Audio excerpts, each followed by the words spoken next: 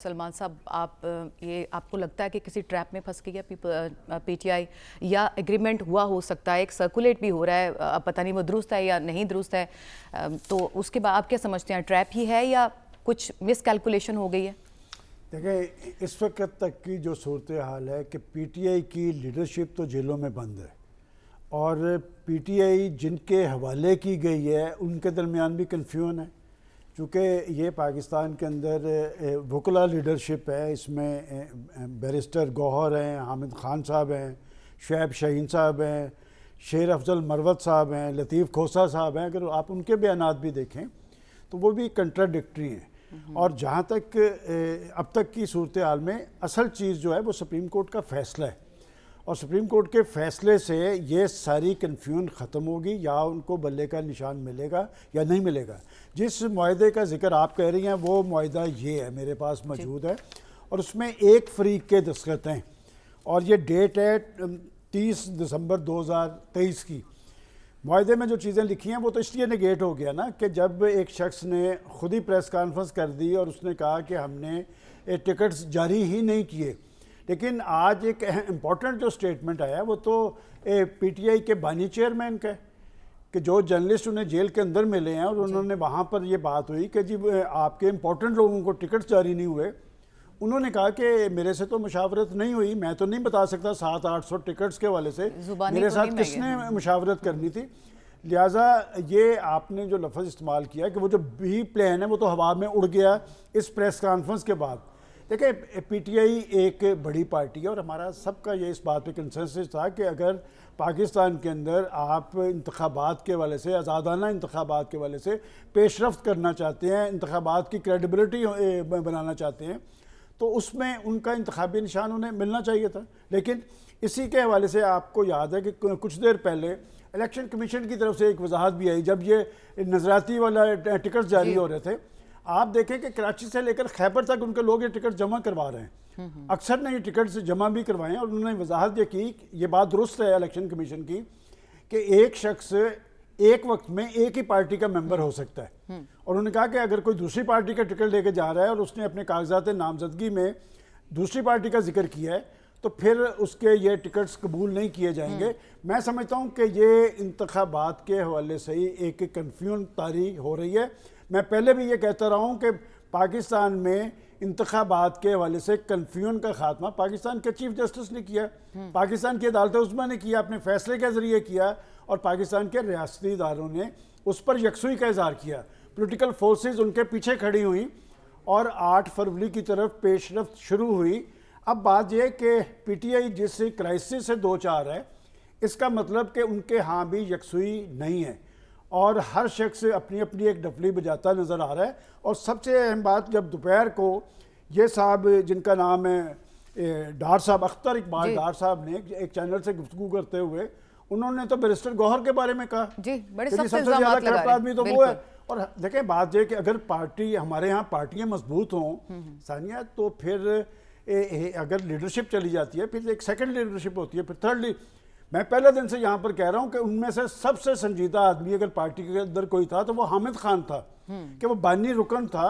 लेकिन पार्टी का आलम देखें, एक ऐसे शख्स को जो चेयरमैन बनाया गया। देखिए, मैं बतौर जर्नलिस्ट अपनी राय देता हूँ कि जी जिस शख्स को पार्टी नहीं जानती थी, उससे पहले हमने उसका नाम नहीं सुना था, और ख़ुद पूछा आज जब चीफ जस्टिस साहब कुछ सवालात उठा रहे थे तो उनसे पूछा कि जी कब पार्टी में आए हैं, तो उनका तो सियासी सफ़र तहरीक इंसाफ में 1-1.5 साल का है। तो ये सूरत हाल तो तारी होनी थी। मैं अब भी समझता हूँ कि सारी कन्फ्यूजन का खात्मा एक मरतबा फिर गेंद पाकिस्तान की सुप्रीम कोर्ट के कोर्ट में है, और वो जो फैसला करेंगे उससे तहरीक इंसाफ के वाले से भी कन्फ्यूजन खत्म होगी। और बात है कि आप ये भी देखें, वो कल से मुसलसल समाअत कर रहे हैं, यहाँ से उनकी संजीदगी का आलम कि सुबह से मुसलसल समाअत हो रही है, कुछ देर में फैसला आया चाहता है।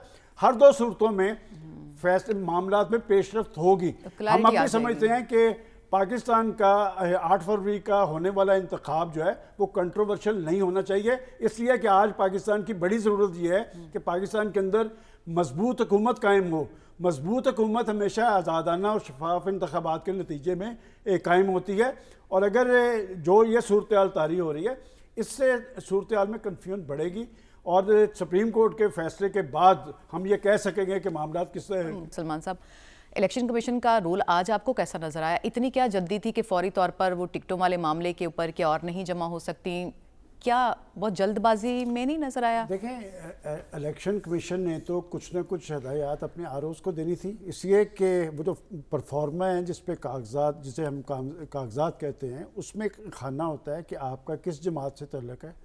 उसमें हर पार्टी के लोग पहले से अपनी जमात का नाम लिख देते हैं और फिर एक्सेप्ट वो होता है जिसके पास टिकट होती है, वो जाके जमा करवाते।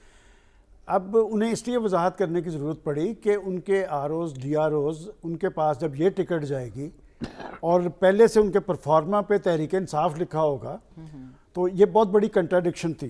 देखिए, बात ये कि सबसे अहम बात ये है कि रऊफ़ हसन साहब जो उनके तर्जुमान हैं, वो ये तो तस्लीम कर रहे हैं कि मुआहदा इनके साथ हुआ है। अब बात ये कि वो फिर ये बताएं कि ये मुआहदा किन्होंने किया। देखिए ना, ये अभी तक वाज़ेह नहीं हो रहा कि किन्होंने मुआहदा किया। और मैं पहले भी आपको जिन 6-7 लोगों के नाम ले रहा हूँ कि ये इनके अंदर ही कंट्राडिक्शन है, ये बाहर से काम नहीं पड़ा, ये काम अंदर से हुआ है।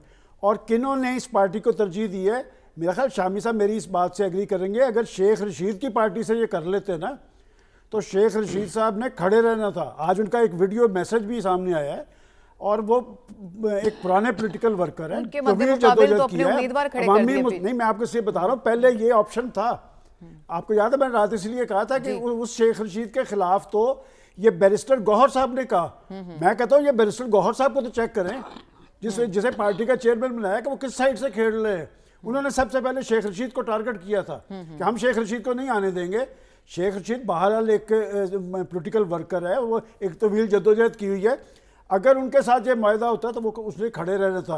अब ये है कि पहले तो ये अपनी सफ़ों में तलाश करें कि ये मुआहदा किसने किया, क्यों कर किया। अब ये मुआहदा इसलिए ख़त्म हो गया कि जिस शख्स ने ये मुआहदा मेरे सामने पड़ा है, जिसके दस्तखत मौजूद हैं, उसने तो खुद ही कह दिया।